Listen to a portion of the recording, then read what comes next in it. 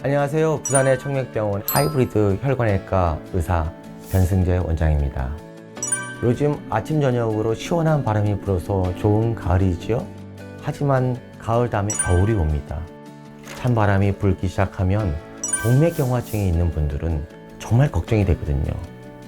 이런 동맥경화증에 의해서 손발이 차가워지면은 보통 수족냉증이라고 표현하지만 그것에 근본적인 원인이 있는 경우가 있습니다.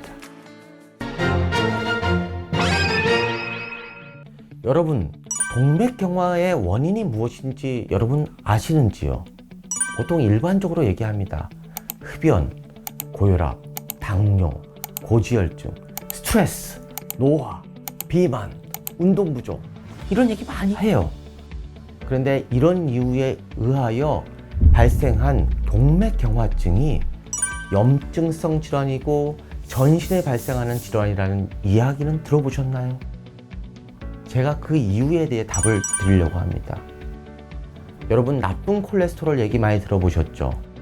나쁜 콜레스테롤이 많아지면 우리 온몸의 혈관, 어디든 그 혈관벽에 나쁜 콜레스테롤이 침착하게 됩니다. 그렇게 되면 우리 몸에 우리를 지키는 염증세포가 그 나쁜 콜레스테롤에 작동을 해서 염증 반응을 일으키게 됩니다. 그렇기 때문에 온몸의 혈관에 동맥경화가 발생하는 겁니다.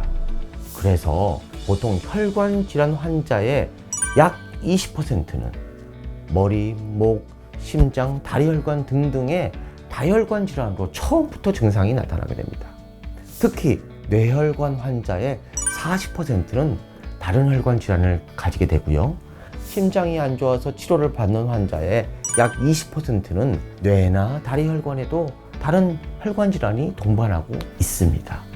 또한 말초 혈관이 나쁜 사람들은 거의 60%에 가까운 수치가 뇌나 심장 혈관에 동반돼서 질환이 있다고 알려져 있습니다.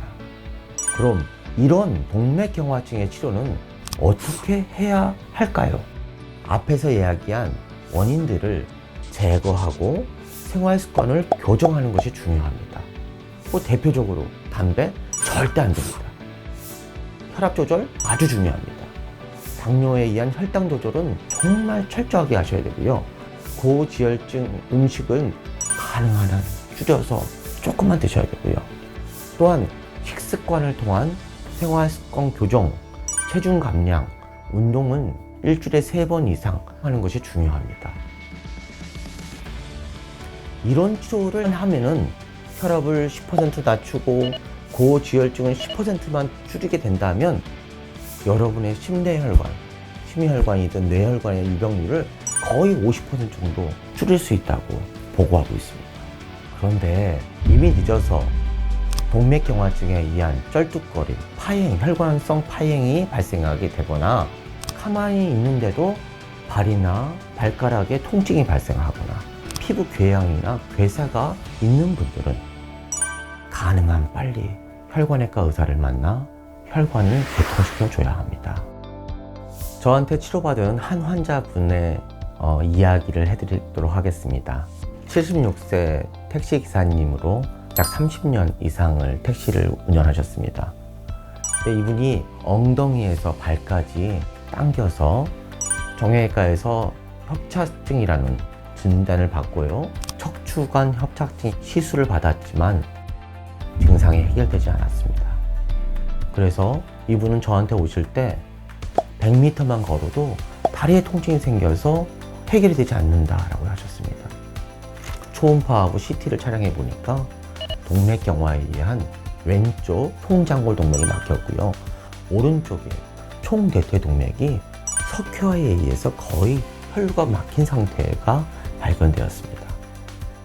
환자분은 저를 만나서 동시에 오른쪽 총대퇴 동맥에 축종 제거술을 하고요. 양측의 장골 동맥에 스텐트를 삽입했습니다. 즉, 최소 수술과 시술을 함께하는 하이브리드 치료를 시행한 것입니다. 여러분, 이 환자분은 어떻게 되었을까요? 맞습니다. 환자는 밝은 얼굴로 퇴원하셨습니다. 지금은 2km 이상을 자유롭게 걸으실 수 있습니다. 여러분, 세상이 너무나 빠르게 변화하고 있고 기술도 좋아졌습니다. 수술과 시술을 한 번에 하는 하이브리드 외과 의사가 여러분들을 지켜드리겠습니다. 항상 혈관 치료만을 생각하는 청맥병원 변승재 원장이었습니다. 감사합니다.